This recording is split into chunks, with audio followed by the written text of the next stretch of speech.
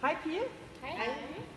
Vi sender lige en hilsen hjem fra Tyrkiet, og i aften skal vi snakke med Alberte og Maria, Sandra og Victoria.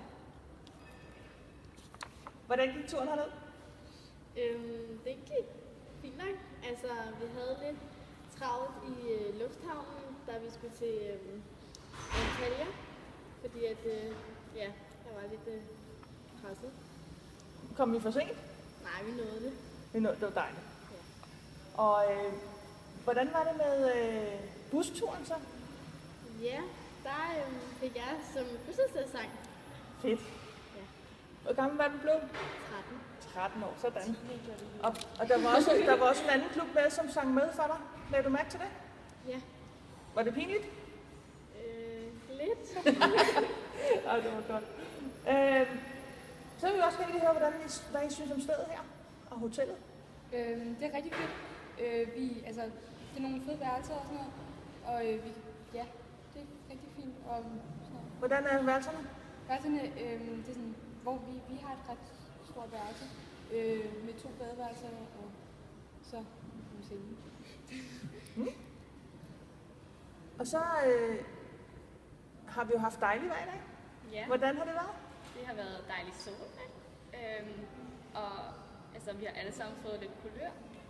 Der er nogen, der har fået lidt mere end andre. Og så er der nogen, der er blevet ildrøde, og så er der nogen, der sådan ikke har fået særlig meget. Så dagens enten eller, hvad var det? Jo, det var eller. Men jeg havde glemt noget solcreme. Fået en hvid t-shirt. Ja, så hvis han tager blusen af, så har han allerede en t-shirt inde under. En ny, fin, hvid t-shirt. Ja, han er blevet lidt blød. Ja, fantastisk. Fantastisk. Og så har I jo alle pigerne købt noget nyt, fint badetøj, så der er helt ny bademode. Yes. Er I så smarte? Hvordan er det at svømme med? Vi har alle sammen købt bikinier, og så skulle vi prøve at svømme i dem i dag. Hvordan gik det? Det gik godt. Og det var behageligt der? Ja. I så seje ud. I var helt vildt flot. Men Marie. Så har vi jo en masse god mad her på hotellet. Ja. Og der er noget for enhver smag, eller hvordan er det?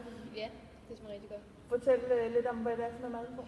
Altså, til morgenmad, der er der sådan æg og havregryn og cornflakes og sådan noget. Og så til frokost, der er der ris, pasta og så noget frikadeller var der i dag. Og så til aftensmad, der var der kylling og ris og pasta. Og fisk. Og dessert. Og dessert. Ja, og dessert. Dessert her. Okay.